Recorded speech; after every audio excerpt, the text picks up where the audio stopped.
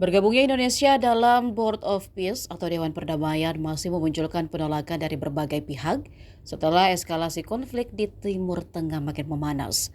Board of Peace adalah sebuah badan internasional yang dibentuk pada Januari 2026 oleh Presiden Amerika Serikat Donald Trump. Terbaru, mantan calon Presiden Anies Baswedan mengkritik keras kebijakan Indonesia yang masih bertahan. Anies menegaskan bahwa Indonesia menjadi negara yang menolak terjadinya penjajahan di seluruh dunia sebagaimana tertuang dalam pembukaan Undang-Undang Dasar 1945. Selain itu, sebagai pelopor konferensi Asia Afrika dan gerakan non-blok, Indonesia menjadi negara ketiga yang berani mengingatkan negara besar agar tunduk pada hukum internasional. Olehnya, ia mempertanyakan Indonesia yang masih menjadi anggota Board of Peace meski Amerika Serikat telah melakukan penyerangan bersama Israel ke Iran. Namun beda dengan tanggapan Ustadz Adi Hidayat. Ia melihat alasan Presiden Prabowo mengambil sikap bergabung alasannya cuma satu, untuk kemaslahatan dan persahabatan bangsa-bangsa. Ustadz Adi Hidayat menekankan bahwa dalam kancah geopolitik Indonesia harus piawai mengambil posisi tanpa menambah lawan. Ustadz Kondang ini lalu mengingatkan masyarakat untuk tidak terburu-buru memberikan penilaian negatif atas keputusan pemerintah bergabung.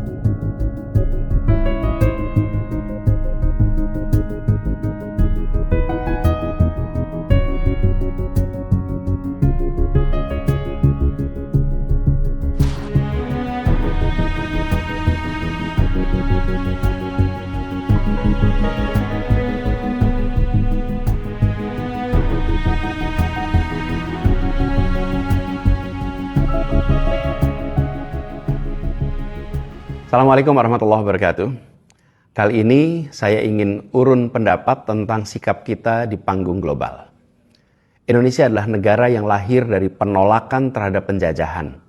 Di pembukaan UUD 45, kita berjanji untuk menciptakan ketertiban dunia berdasarkan kemerdekaan, perdamaian abadi, dan keadilan sosial.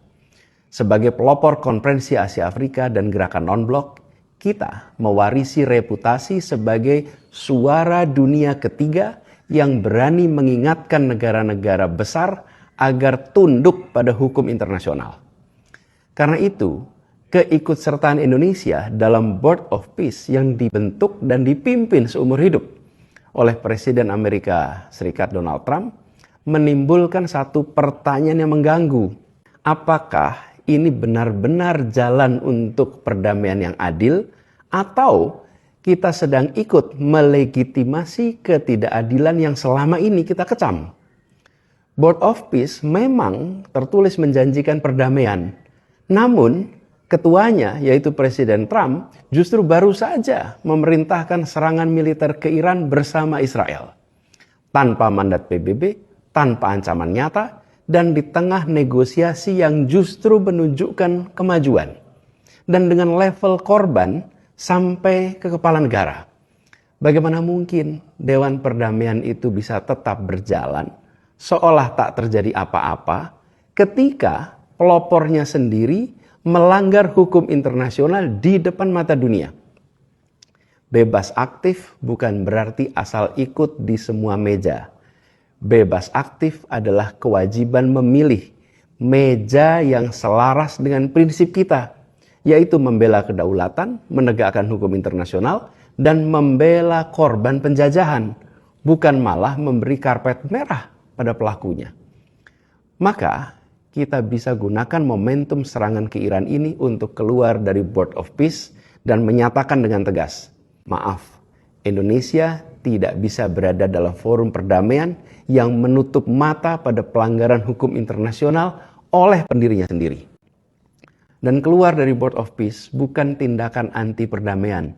Itu adalah cara kita menunjukkan bebas aktif, bukan soal mendekat ke pusat-pusat kekuasaan, tapi soal kesetiaan pada nurani bangsa.